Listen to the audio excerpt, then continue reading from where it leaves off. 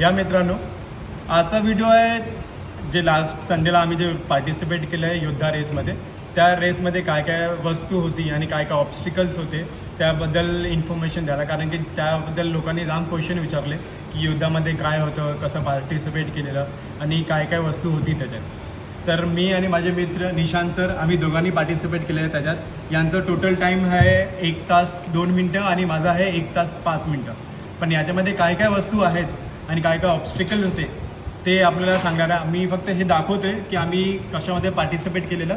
माझं आहे B201, निशांत सरांचं होतं 253. आम्ही मॅन्स ओपनमध्ये योद्धा तुम्ही हे बघू शकतात याच्यामध्ये पार्टिसिपेट केलेलं. आणि त्याच्यामध्ये काय काय कसं स्पोर्ट्स होते ते आपल्याला इन्फॉर्मेशन देतील आमचे निशांत सर.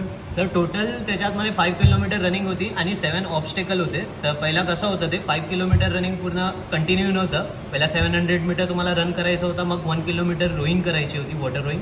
मग परत 700 मीटर रन करायचं होतं, मग तुम्हाला स्लेट पुश करायचं होतं 150 किलो. त्याच्यानंतर 700 मीटर रन होतं, परत मग पुल करायचं होतं 100 kgचं.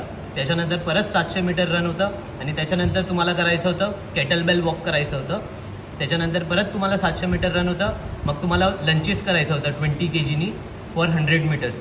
त्याच्यानंतर तुम्हाला परत 700 मीटर रन होतं आणि तुम्हाला बॉल थ्रो करायचा होता. तर हे होतं आणि लास्टमध्ये ज्यांनी फिनिश केलं त्यांना असं भेटते द योद्धा रेसचं. तर हे फिनिशर तुम्ही फिनिश करतात तेव्हा भेटतात.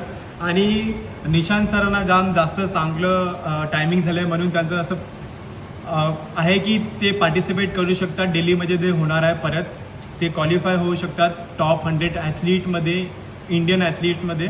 आणि ते टॉप 100मध्ये ते क्वालिफाय झाले तर त्यांना दिल्ली 23 मार्चला जे स्पोर्ट्स आहे परत हेच योद्धा ते त्याच्यामध्ये पार्टिसिपेट करू शकतात. आणि आम्ही होप करतो आहे की जे पण टाईम आपण दिलं आहे लास्ट संडेला त्याच्यापेक्षा कमी टायमात ते एक ब्रेक करतील आणि काय ना काय आपल्याला याबद्दल जास्त माहिती देतील.